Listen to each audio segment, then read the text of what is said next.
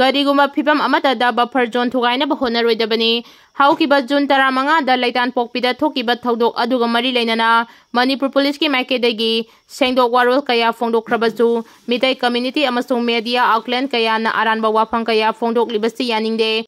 Numitu da labukta tractor na law khoinaba honakiba mafam adu kangluki irang asi hek thokraba matungda Central Force na mafam adu buffer zone ama oina khaidokuna thamlibani haina Waka Area Chief Association na thadorokpa chirol amana hairi chirol asina makhata na hairi bana lawfam adu Laitan Pokpi khulgini haina media da fongdok liba wafam adu Pumlan lalaba wafam amani hairiba agricultural land aduga hek nangnana Sadu lampak haina kauba Nepali basti amasung leiribani masiga hek thangnana en chongpai kuki village sulairi thawong ase Meitei singna buffer zone area nangna sangchilaktuna kanaba hawbani haina lawi kanaguma miyoi natraga group amatana kariguma miyoi amatana buffer zone thugainaba honabagi thawong yaba ngamloi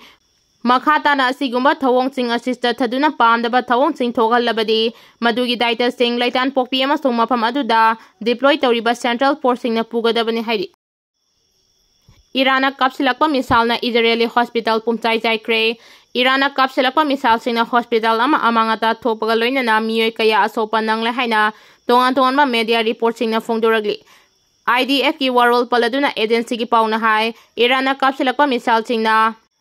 Birshebagi Soroka Hospital amangata thogan ki military oiba family amata leitaba amasung anaba miyoi kaya layeng liba mafamda misal kapsinduna attack satharagliba Iran ge thawong adu malenge mipong khudimangna khwaidegi kanba maungda condemn tawfam thoi haina fongdoki The Times of Israel gi report amana hai Iran misal kapsilagliba hospital adudagi kilometer anirom lapa mafamda IDF ki Southern Command base lay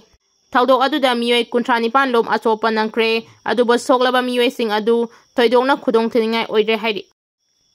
India pumbagi school education gi khwaidagi phaba state amadi UT list da Manipur na mamaida leihwre khwaidagi phaba university sing khangalakpadaso Manipur gi ama phaba yawba ngamdre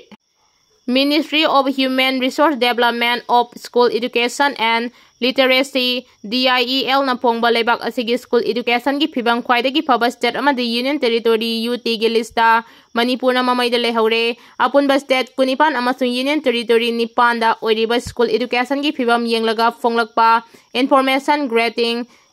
index PGI da Manipur na kunithoi subada leibani list asida makok thangna leiriba state amasung Union Territory singdadi Chandigarh Punjab Delhi Gujarat amasung Orissa ni Kerala Daman and Diu Haryana Goa Maharashtra amadi Rajasthan asu liski makok thang leiri haudik fawbada DLEL na kumja lising ani taratare taina tarani pandagi hauraga kumja lising ani ga kunma thoidena kunithoi fawbagi list fongkraba matungda ikon konba oiba kumja lising ani kulhumdoi dagina kumja lising ani kulhumdoi dagina kunmari gi list fonglakibani khwaidagi ikon kona fonglakpa list asida Meghalaya na mamai ithang thangna leiri